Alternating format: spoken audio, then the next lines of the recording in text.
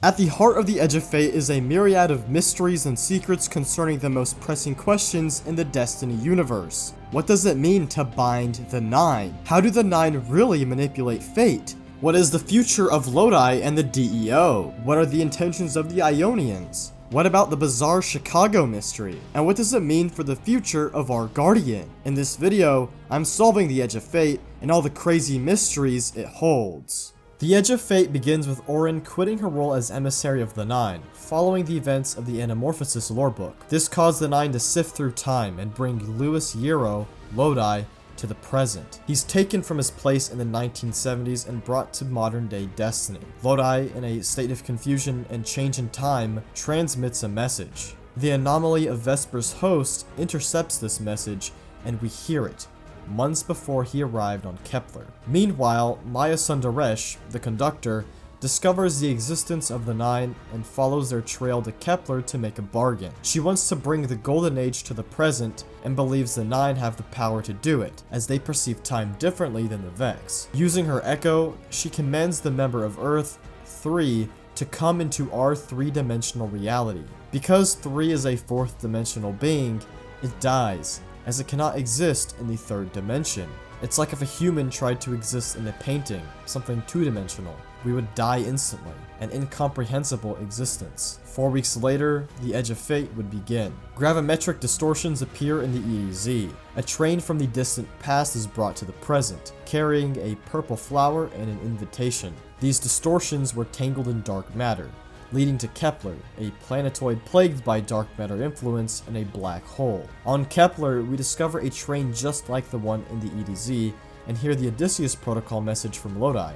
The Odysseus Protocol refers to the Department of External Observation's principles in the event of alien abduction, and it's named after Odysseus from the Odyssey. We get into an altercation with the Archon of the House of Exile. He has the ability to possess different members of the house and use their bodies as vessels for his voice. He also speaks of an entity known as the Giver. We defeat the Elixni and obtain a stolen strangelet bearing the symbols of the Nine. In our theoretical physics, a strangelet is a particle consisting of strange matter and could potentially convert matter into strange matter on contact.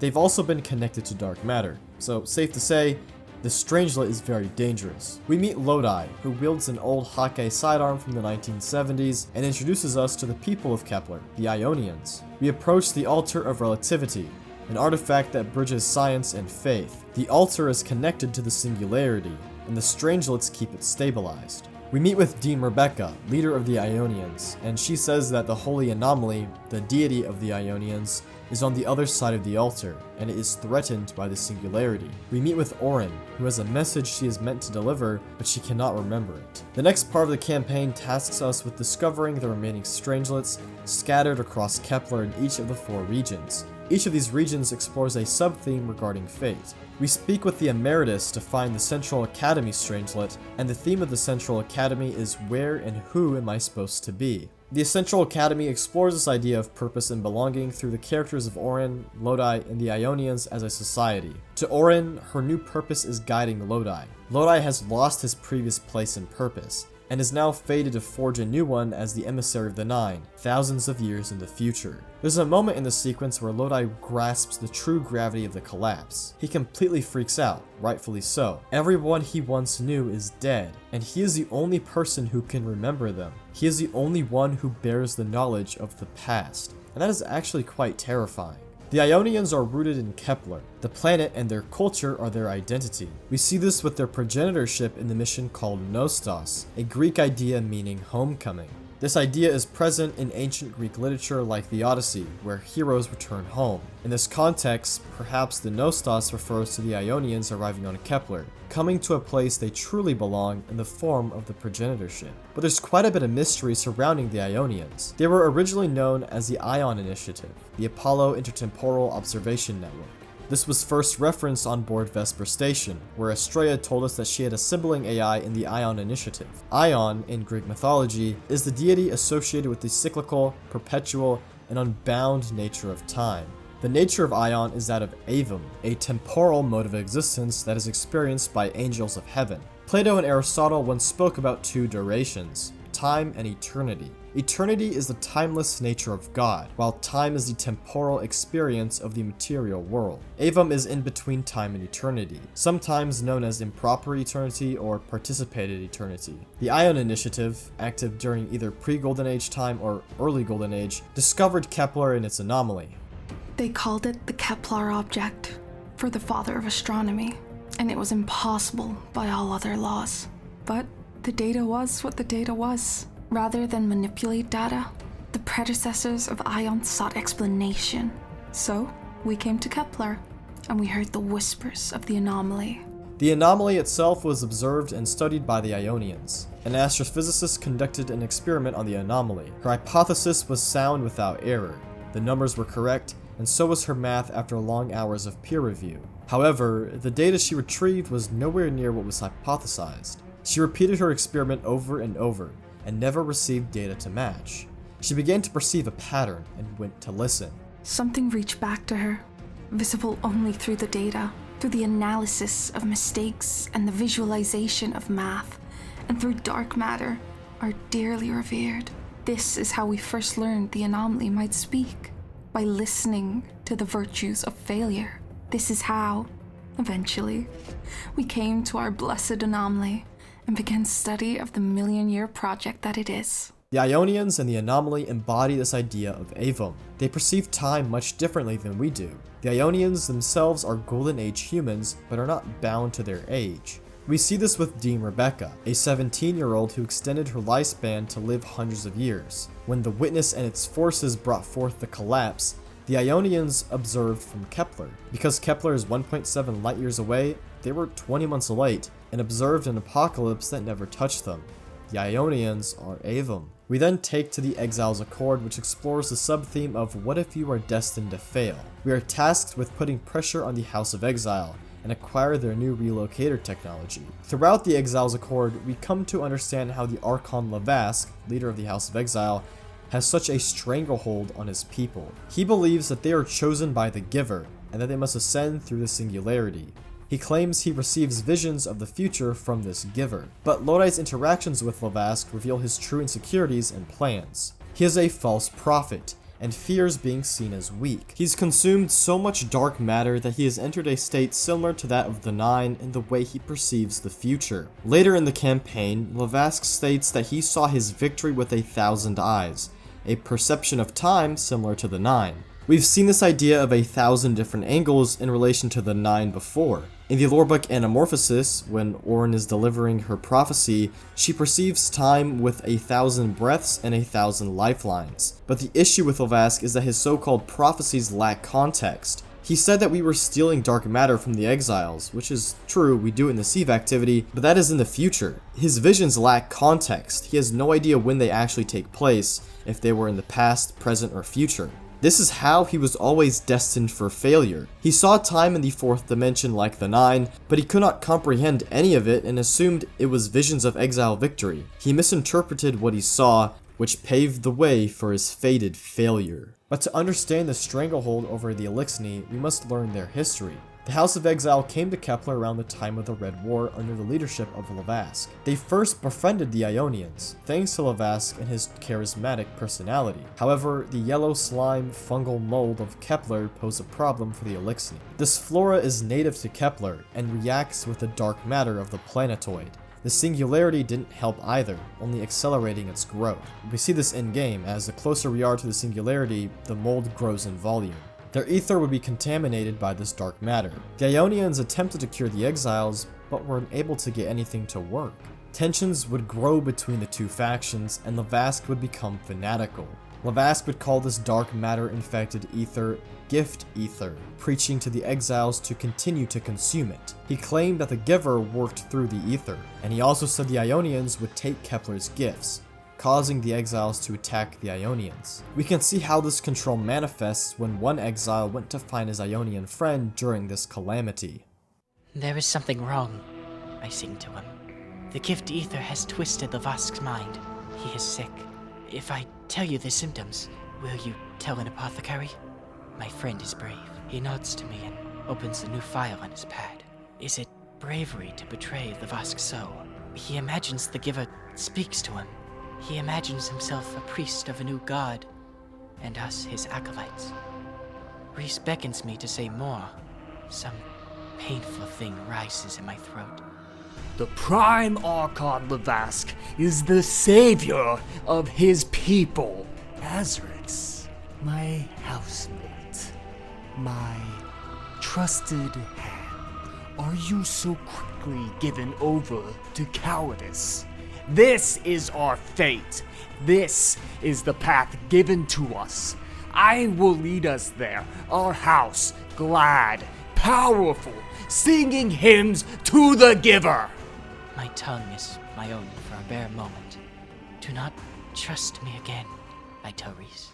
We are sent to the Outer Steppes to investigate the relationship between dark matter, Kepler, and the Strangelets. The theme of this region is who is in control of fate, and this is an idea that is heavily explored. Throughout the Outer Steppes, Orin and Ikora argue about the Nine's intervention in our fate, as they claim to be the authors of our destiny. Ikora says they were nowhere to be found when we face threats to our existence such as Gaul and the Witness, and because of that, they really aren't in control of our fate. Orin rebuttals by saying that they did have a hand in those altercations, just in ways we cannot understand. The Nine, always observing, have prepared their own argument against Ikora. The Nine revealed to her that they murdered her past self, who worked with Lodi in the DEO, so that she would eventually be resurrected and brought to Kepler.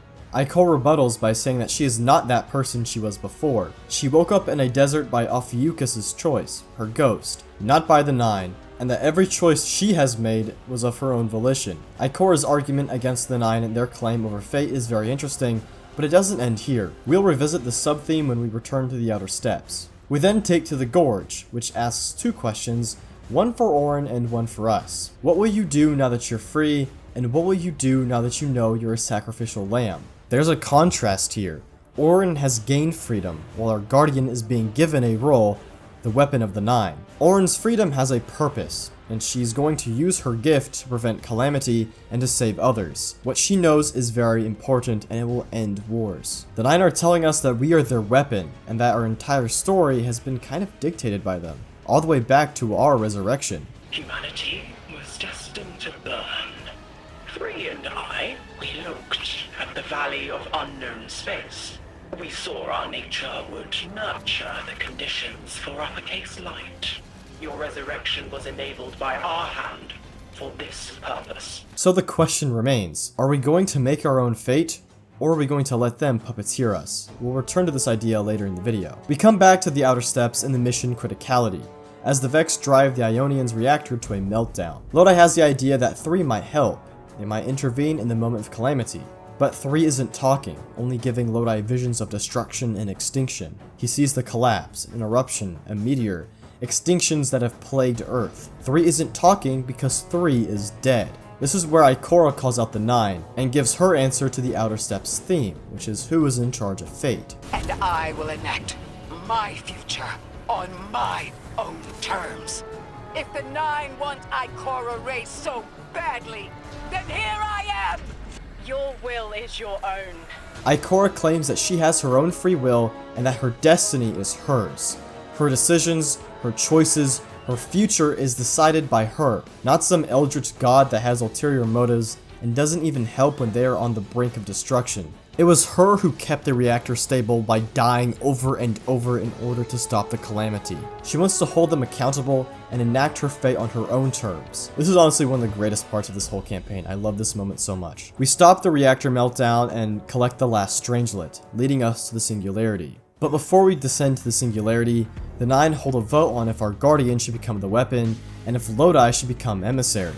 It was almost unanimous that our Guardian should be the weapon, except for 5 and 6 who disagreed with both decisions. The vote on Lodi was split 4-4. The inner orbits, the Sun, Mercury, Venus, and Mars, all voted in favor of Lodi as the Emissary, while the outer orbits, Jupiter, Saturn, Uranus, and Neptune, all voted against it. For a brief recap, the inner orbits are the faction that first brought Xur to the tower, and the faction that desires transformation. The outer orbits are the ones who desire escape and could honestly care less about humanity. 5 and 6 seem to be the most cold entities, denying both the Guardian and Lodi. 6 especially has a sort of hatred for us. Drifter calls us as we descend to the Singularity, telling us that the motes that we've banked in Gambit are sentient. These motes went to the hull, the big rock behind Drifter's ship, and now they want out. This takes us to the final mission of the campaign. Lodi reveals to Ikora the name of her former self, Dr. Nella Davis. As we descend toward the singularity, the slime molds grow in volume and intensity. The proximity to the singularity has accelerated the slime mold growth,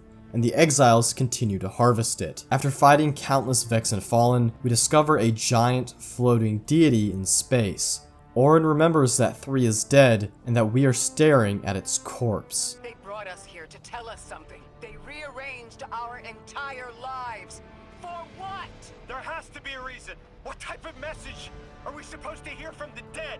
Levask commands his exiles to use 3's body to widen the black hole, to use its blood to feed the singularity, and to devour its flesh so that they can ascend. The environment here is very interesting. There are a lot of old Earth items, equipment, vehicles, and architecture present here. Old planes and crates from the Cosmodrome, satellites, even an old boat. These are things associated with Earth, and this makes sense given that 3 is a member of Earth, and its presence may have pulled these items from across time. But when you turn around and look at Kepler, it's not a planetoid, but rather what looks like a stone wall or mountain. It no longer appears to be a spherical world, and this is because we are in such close proximity to 3.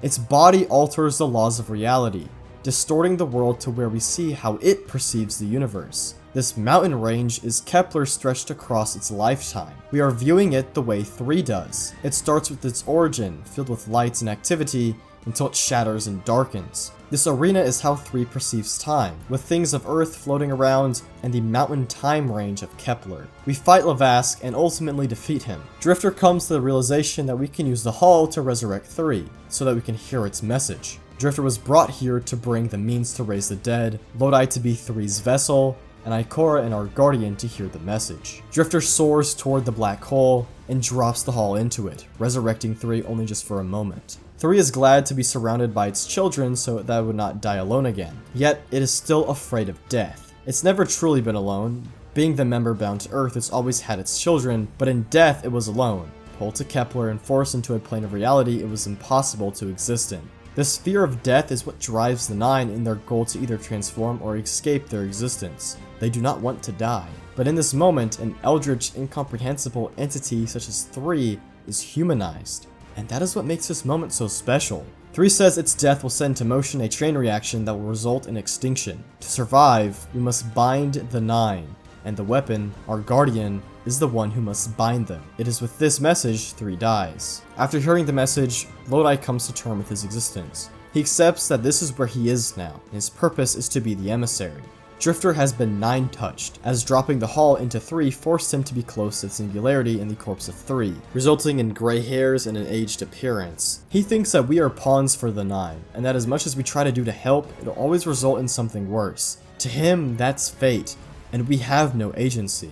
But Ikora has a totally different answer. She compares fate to the light. Light is not something for us to control, but something to channel. 3's choices and our actions led us to this moment, and she could surrender her autonomy and give all the credit to fate. She could also deny it entirely, but she is who she chooses to be, and that we are to channel fate and to make it our own, in the same way we channel the light. We are not bound to fate, but to make our own destiny. So there's quite a bit to unpack with this campaign, but I first want to start with Orin's prophecy that she gave during the Rite of the 9, and illustrate how that manifested in this story. Her prophecy is found in the lore entry Kresmo, an ancient Greek word that refers to an oracle or prophecy, and the declaration of an oracle itself. Prophecy opened by talking about a city, and that seems to be Kepler and the Aionians' village.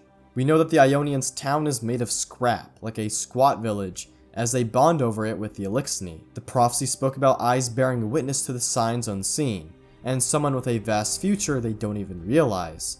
This seems to be Lodi, as he was just a normal human who became aware of the 9. He was then taken from his time and brought to the future. It also spoke about eyes bearing witness, and this is visually expressed in Lodi. He was the vessel for 3, and that was expressed through his eyes. The prophecy spoke about Frankenstein's monster and the dead coming back to life. This is 3 in its resurrection, which is bolstered by the following line in the prophecy, which speaks about an iron carriage along a high road, the magical properties of a circle, and someone to answer a musical thrum. I think the iron carriage is the derelict, Drifter's ship that he used to bring the Haul, a spherical object which contained the magic ability to resurrect 3. The prophecy spoke about the weapon to be in relation to our guardian, which we now know to be our purpose in the eyes of the 9. A line also spoke about a letter coming to our guardian, which seems to be the message we hear from 3 at the end of the story. The last line of Orin's prophecy foreshadowed the end of the campaign in a major way. There, in that lightless abyss, no, a whale carcass, picked over by malicious Drakens. No, full fathom 5 thy father lies, an evolutionary explosion. No, dying to barren bone. This is the ending we witness. The lightless abyss is the space we fight in, and the whale carcass is the corpse of 3. The Malokastrakans refer to the Elixni, who have a very arthropod-esque appearance, and the House of Exile were trying to devour and use the body of 3, a way of picking it over.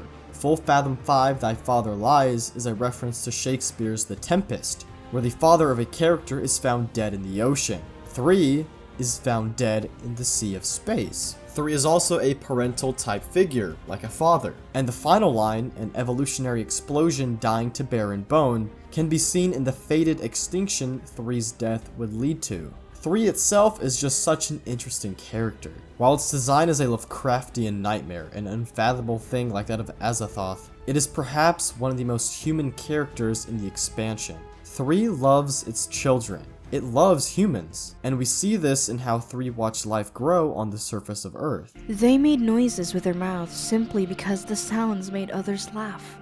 They held one another to process emotions their small, frail bodies could not bear to feel alone. They celebrated each time one of their own lived to see another orbit. They, the children of Earth. They, the children of my Earth. Created and pondered and explored and played just because they could. And I, the dark matter, watched them in wonder. 3 watched humanity develop into kind, caring creatures, which was unexpected. It could only watch and observe life that it had never witnessed before. Humans were unlike all the other life that had lived upon Earth's surface. And one of the most human things about it is that it didn't want to die alone. It wanted to be surrounded by its children. In the same way, it watched humans express the same emotion toward each other all those years ago. And I think this is why 3's death sets off the chain reaction that leads to extinction. The most empathetic, humble, and loving member of the 9 was murdered. I really love the 9 as characters in this expansion. Even though we really only focus on 3 and 9 in this story, we can start to see tension building between the inner and outer orbits. This tension has only increased over the years, but here it's coming to a head. With the death of 3, the outer and inner orbits are equal. 1, 2, 4, and 9 being the inners, and 5, 6, 7, and 8 the outers. Their votes are even. I'm especially excited to see 5 and 6 since they seem to be the most aggressive. That brings us to the last words of 3's message. Bind the 9. A dark, dreadful omen that we can only speculate as to what it truly means. The act of binding is to fasten something together tightly, to unify many into one. The 9 are going to have to come together in some way, whether that's their collective mass coming as one, or them coming to an agreement. But either way, the tensions between the 9 must cease in order to truly bind them, and it's only going to get harder from here. A very interesting part of the Edge of Fate is the train and the song Dreamin' of the Past. The train that kills Ikora seems to be an old Ravenswood train from Chicago. This train ran over her in the cutscene, and it's also the same train that came crashing into the EZ hundreds of years later. This train also seems to have crashed into Lodi when he was abducted too. This train is held in quantum entanglement, the state where particles are linked together in such a way that ties together their fates, no matter the distance between them. In this case, the distance is time. This train continues to play the song which was playing in Ikora's car when she was murdered, Dreamin' of the Past. And this is a pretty cruel joke. The 9 are taunting her with this song, and it's a reminder that they are the ones who killed her. The song is inspired by Chicago soul, a style of music that became prevalent in the 1960s and 70s. The lyrics of Dreamin' of the Past connect to both the fates of Ikora and Lodi. The chorus, But I know it's far too late, 'cause I'm stuck right here today, dreaming of the past. Speaks to both Ikora and Lodi's experiences in relation to time travel. To Lodi, he's stuck in the present, and can only dream of what once was. This state is also similar to the experience of the protagonist in Creedence Clearwater Revival's song Lodi, which was released in the 1960s and was about the California city, Lodi. While Destiny Lodi is named after the Lodi town in Wisconsin, the lyrics of the song speak about a man trapped in Lodi, unable to escape, and must find solace in his current location. Ikora learns that she has been impacted by time manipulation, and she too is dreaming of the past, a time that she never knew, but so closely tied to, in that of Dr. Nella Davis, her past self. Now when I call you up, it's like the phone don't ring, baby. And when I see you in a crowd and call your name out loud, it's like you don't hear a thing. This is the second verse, and it speaks to Lodi's experience interacting with the Nine in time travel. The phone imagery is a reference to the phone that allowed the Nine to abduct him, but the lines also seem to be about Lodi's awareness of Ikora's past, even when she did not initially know of it. He sees her and knows she was once the person Nella Davis, but Ikora would never recognize that name, nor person like he would. Like a king who lost his crown, if you need me, I'll be around, dreaming of the past. This next verse could also be a reference to Lodi. A king is closely tied to his crown. It signifies his authority, and without it he loses power. To Lodi, he lost everything he ever knew, but he hasn't disappeared completely, as Ikora is his tie to the past. Lodi is such a well-written character. He serves as a perfect introduction to the Destiny universe, being someone who has no idea of the history of this world. He also offers a whole new perspective as well. Of course, he provides a perception from the past, but his different perspective is also in his profession. Lodi is a linguist, a man of the humanities, and that informs his character. He and Three share a deep love for humanity. He also serves as an entry point to a new mystery in the Destiny universe, that being everything involving the Department of External Observations. Before we get into his character, I want to first look at how the DEO and Lodi are involved in the larger Chicago mystery in Destiny, and how Lodi may be the key in solving it. Chicago has always been a place shrouded in mystery. Graviton Lance was discovered in Chicago, and there are large tunnels and tombs beneath the city that are home to dangerous creatures. The warlock Shayura and her fire team were once trapped in these tombs, and witnessed mass bloodshed and death by the hands of one of these things. Lodi mentioned in The Edge of Fate that the DEO found an object underneath Chicago that was linked to a signal in deep space. The object seems to be the phone. My people and I discovered a signal in deep space which connected to an object we found under our city. It brought me here. But the important detail is that it was found underneath the city, the same location as the creature.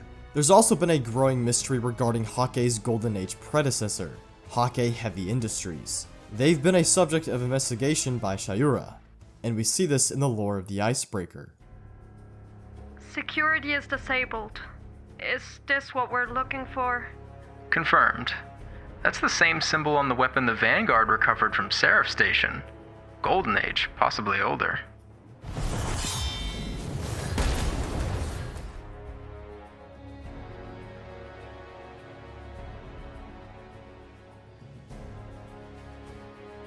We need any records you can find. Anything where Braytech and Hake overlap.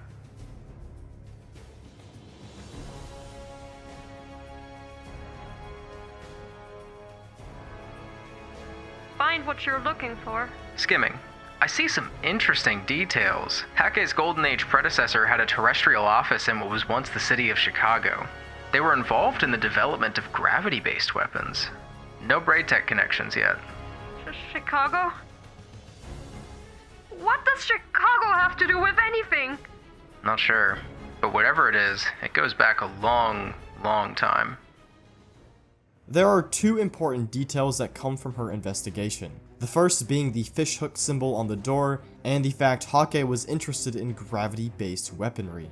Hake Heavy Industries was based out of Chicago, and thanks to Lodi's sidearm that bears the Hake name, Hake Heavy Industries was probably around in the 1970s, working with the DEO, who were also based in Chicago, to develop gravity-based weapons in the Graviton Lance. The Graviton Lance was created after the assassination of President John F. Kennedy.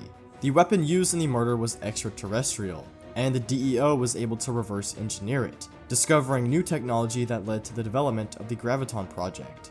Dr. Nella Davis was the mathematician who wrote the proofs for this technology, and it seems that Hake had a role in manufacturing the project. They were interested in gravity-based weapons. The fishhook symbol is the same symbol that we see on the Revision Zero. The Revision Zero was a joint creation between Hake Heavy Industries and Braytech, based on research that came from the K1 anomaly on the moon. The Revision Zero questline told us some pretty interesting things about Hake Heavy Industries. They were interested in xenoarchaeology, the concept that the Sol system had been visited by aliens and left evidence behind, a similar pursuit to that of the DEO, who was interested in discovering extraterrestrials and things foreign to Earth. In a side quest, Lodi had a vision of us standing at a lake in Chicago. Combining all this together, I think we will be visiting Old Chicago in the near future. There's quite a few mysteries here, and it seems like the DEO may have something to do with it. But back to Lodi. To truly understand his character, I went to compare him to the protagonist of Slaughterhouse 5, a novel that the Edge of Fate drew inspiration from. Slaughterhouse 5 is an anti-war novel written by Kurt Vonnegut. It explores the horror and senselessness of violence in war. The story follows Billy Pilgrim throughout his life, starting as a young boy in World War II all the way until his old age. During World War II, Billy Pilgrim becomes unstuck in time and eventually kidnapped by fourth-dimensional beings known as Tralfamadorians. These beings perceive time all at once, as they see in 4 dimensions. They force Billy Pilgrim into a time warp to relive past and future moments of his life. The novel is non-linear in this fashion, as he jumps around time. One moment you'll be reading about his captivity under the Germans in World War II, then his time as an optometrist in the 1940s and 50s, then his imprisonment by the Tralfamadorians. It is a non-linear narrative in this regard, and I can see how this aspect inspired The Edge of Fate. But I want to take a moment to compare Billy Pilgrim and the Tralfamadorians to Lodi and the Nine, and how Destiny and Slaughterhouse 5 approach fate. Lodi and Billy Pilgrim share a lot in common. Both are kidnapped by fourth-dimensional beings, forced to do their bidding, unstuck in time. Both are out of the ordinary, and are deemed as fish out of water in their respective locations. And both experience a fourth-dimensional perception of time. But where they are different is in their optimism and view of fate. Lodi is optimistic, where Billy Pilgrim is pretty apathetic. Billy Pilgrim was scarred by the war, finding it so horrible and senseless. He was traumatized and suffered severe PTSD and mental illness. His encounter with the Tralfamadorians only enhanced this, as he adopted their perception of death. Quote, "They can see how permanent all the moments are, and they can look at any moment that interests them. It is just an illusion we have here on Earth that one moment follows another one. When a Tralfamadorian sees a corpse, all he thinks is that the dead person is in bad condition in that particular moment, but that same person is fine in plenty of other moments. Now, when I myself hear somebody is dead, I simply shrug and say what the Tralfamadorians say about dead people, which is, so it goes." Every death in the novel is followed by the expression, "so it goes," and it is an acceptance of fate. Life moves on, and you must simply accept it and move on. There is no control over fate, so it goes. This is a similar philosophy to that of the Nine in The Edge of Fate. They perceive time just as the Tralfamadorians do. It's how they saw Ikora. The death of Nella Davis did not faze them, it was simply a bad moment, and they saw her alive as Ikora in another moment. It's also very interesting that the novel compares the Tralfamadorians' perception of time to a stretch of the Rocky Mountains. On multiple occasions the book does this, and we see this idea reflected in The Edge of Fate. The arena around Three's corpse demonstrates this idea. The stone wall of Kepler forms the shape of a rocky mountain, the fourth-dimensional perception of time. Lodi and Billy Pilgrim, while similar in their experiences, differ in how they view their current existence. They both experienced a fourth-dimensional perception of time, and where Billy Pilgrim disregarded free will, Lodi realized he had agency. It all ties back to this idea of fate. The Edge of Fate is a story about fate, and this theme is best explored in our character, the Guardian. The Light and Darkness saga ended with us coming to the conclusion that we are the ones to make our own fate. Nobody makes my fate but me. It is our destiny to control, not the witness, but ours to determine. The Edge of Fate calls that into question with the Nine, who claim otherwise. We are consistently told that the Nine had a hand in our resurrection. Nine, the sun, tells us that humanity has always been destined for death, and that it played a role in our resurrection, enabling the conditions for light to flourish. We are told our purpose is to be molded into a weapon for the Nine, as a blacksmith forges a blade. To the Nine, we are just a weapon, a tool for their destruction, and this is our fate, one they've always had a hand in. So, does this nullify our entire history? Does it take away our agency? Are we just pawns in the Nine's game? The answer to all these questions is no. The Nine can fail, and they have failed before. Yes, their place in the fourth dimension allows them to perceive time differently, but this doesn't mean they always make perfect decisions. And they view time from their own perspective, a biased one. They cannot micromanage every detail. We see this when 3 was surprised when it saw how humans treat each other. The Nine can be wrong in their interpretation.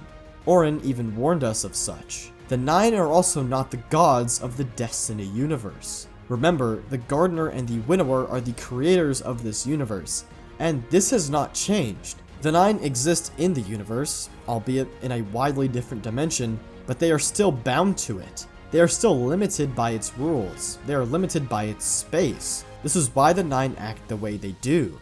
It's why they fear death. They can claim godhood, but that doesn't mean they are. They can claim they orchestrated events for our Guardian's resurrection, but it was still the choice of the Gardener to foster the light and the conditions for it to happen. We are still the Gardener's final argument. That has not changed. Ikora's argument against the Nine embodies this idea. She will make her own destiny, channel it in the way she does the light. It is hers to make despite what anyone else claims. The course of the Fate Saga is going to explore this idea of a predetermined future in a time where we have come to learn to make our own. Our destiny is going to be challenged, but I think by the end of it, we are going to prove to the Nine why we were chosen by the light and show them that we forge our own destiny. Our Guardian is the one who is going to bind the Nine, and by doing so, prove them wrong. It is not them who decide our fate, but us who make our own destiny.